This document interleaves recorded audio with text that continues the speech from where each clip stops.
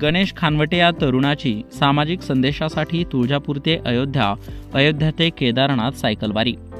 बेटी बचाओ, व्यसनमुक्ती, पाणी अडवा, पाणी जिरवा, झाडे लावा, झाडे जगवा हा संदेश घेऊन धाराशिव जिल्ह्यातील तुळजापूर येथील गणेश राजू खानवटे यांनी तुळजापूरवरून प्रवासाला सुरुवात केली आहे। तर तुळजापूर ते अयोध्या आणि अयोध्या ते केदारनाथ पर्यंत ते सायकल प्रवास करणार आहेत।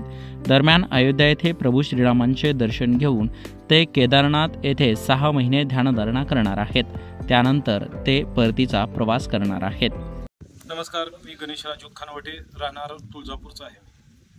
माझी सायकल यात्रा तुळजापूरपासून ते अयोध्या ते केदारनाथ ही 2 महिन्याची माझी पूर्णतः यात्रा आहे।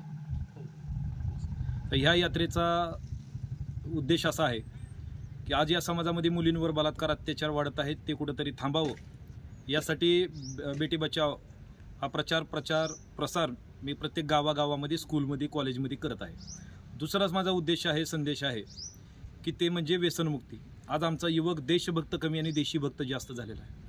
तर त्यांना व्यसनमुक्तीचा मार्गदर्शन सांगून त्यांना त्यांच्या जीवनाचा उद्देश पर्यंत पोहोचवण्याचं कार्य, छत्रपती शिवरायांची दाखले देऊन त्यांनी स्वराज्य कसं उभा केलं या माध्यमातून मी या युवकांना नशामुक्ती यावरती मी कार्यक्रम घेत असतो। तिसरा माझा मुद्दा आहे की पाणी अडवा, पाणी जिरवा।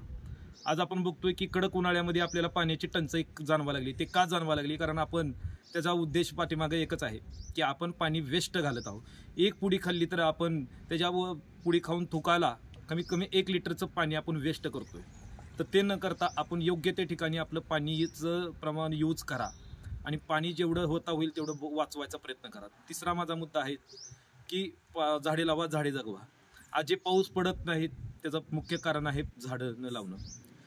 तरी प्रत्येकांना मी एक सांगेल की एक झाड तुम्हाला काय फायदे देऊ शकतं, की त्याचे मुख्य 3-4 फायदे आहेत। पहिला फायदा आहे की तुम्हाला कडक उन्हापासून तुम्हाला वाचवते, सावली देते। दुसरा आहे की ऑक्सिजन देतं आणि तिसरा म्हणजे तुम्हाला ज्यावेळेस भूक लागते त्यावेळेस तुम्हाला फळ देतं आणि चौथा म्हणजे ज्यावेळेस तुम्ही मरतात त्यावेळेस तुम्हाला तुमचं शरीर जळण्यासाठी ते लाकड सध्या निर्माण करून देते। एक झाडापासून जर तुम्हाला एवढे फायदे मिळत असेल तसे आणखीनच फायदे आहेत, पण प्रामुख्य फायदे हे एवढे आहेत। तरी आपण कृपया सगळ्यांनी आपल्या मित्राच्या वाढदिवसाला असेल किंवा कुठल्या कार्यक्रमाला असेल तर आपण कोणाला गिफ्ट न देता आपण एक झाड देऊया आणि ते झाड देऊन त्यांनाही, त्यांच्या परिवारांना पण आपण ऑक्सिजन देऊया आणि त्यांच्या घरासमोर लावून इतरांनाही आपण ऑक्सिजन देण्याचं, सृष्टीला वाचवण्याचं काम आपण करूया।